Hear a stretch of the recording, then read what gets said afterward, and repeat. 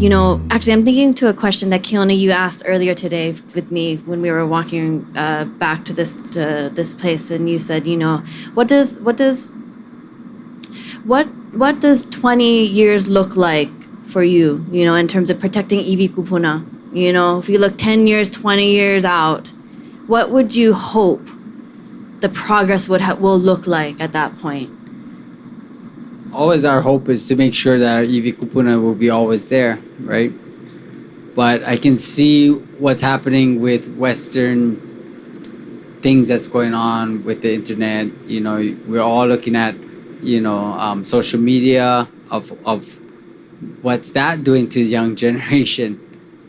Questioning of what is a Hawaiian, like how Uncle Pali says, what is a Hawaiian? Those are all the things that our people are putting ourselves into to identify ourselves. And the difficult part about it and the horrible thing that I see about it is that our iwi kupuna is not a fad, right? It's not a trend. And a lot of this newer generation is using our culture to be more Hawaiian, to feel more Hawaiian. But in reality, that's not to be Hawaiian. That is something that you don't use to make yourself better than others. And that's the sad part that I see that's happening today, that the younger generation is using that against each other.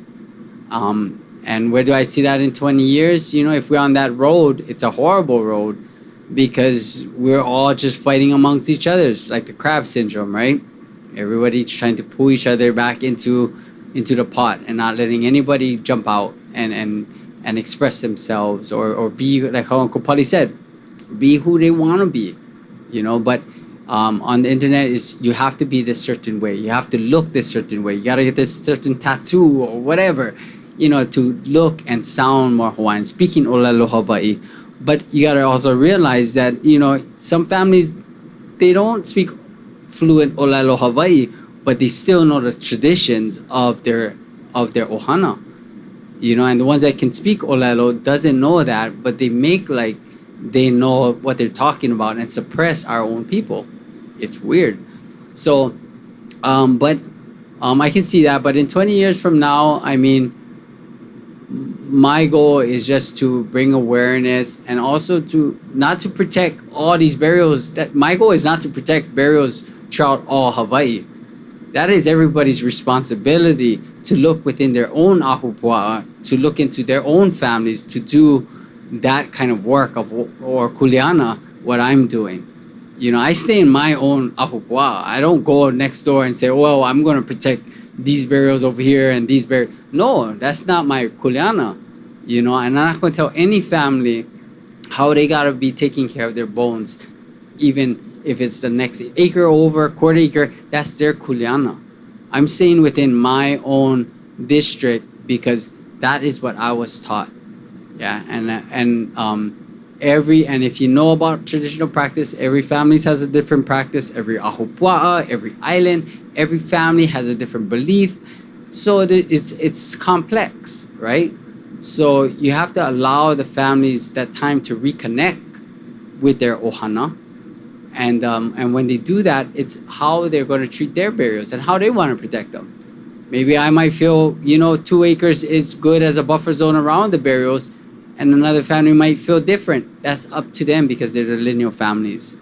So, but in 20 years from now, like I said, I can see it doesn't look good, So sorry to say, it's because, like I said, and Uncle Pali says, you got 20,000 people, marching for Kamehameha schools, yeah? But when they're digging up our iwi kupuna, only 10 show up. What's wrong with that picture? You know what I mean? So that's kind of where we're at right now. There's only a handful of us that really is looking into that traditional practice, and we know that sovereignty is in the future, right? We're 100%, if that's what it is. But what we're doing is right now. There are with the bulldozing already. I cannot wait for sovereignty to come and step forward to save our iwi kupuna or education and all this stuff.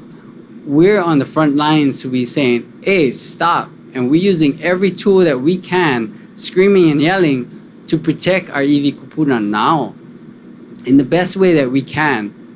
Because there will be a time that if we don't do what we're doing right now, there won't be any iwi kupuna in the future.